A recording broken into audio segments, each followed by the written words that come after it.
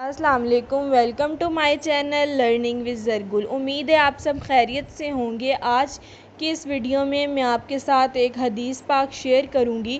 رسول صلی اللہ علیہ وآلہ وسلم نے ان مردوں پر لعنت بھیجی اور جو عورتوں جیسا چال چلن اختیار کریں، استغفر اللہ، اور ان عورتوں پر لعنت بھیجی جو مردوں جیسا چال چلن اختیار کریں۔ اب یہ میری اور آپ کی بات نہیں ہے، یہ ہمارے پیارے نبی صلی اللہ علیہ وآلہ وسلم فرما رہے ہیں۔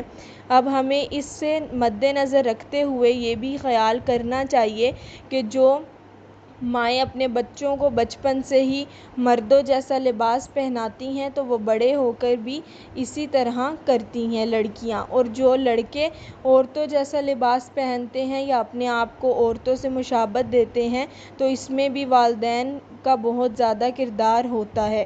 اس لیے اب ہمیں چاہیے کہ ہم اس حدیث کو مد نظر رکھتے ہوئے اپنی ان تمام برائیوں کو ختم کریں انشاءاللہ۔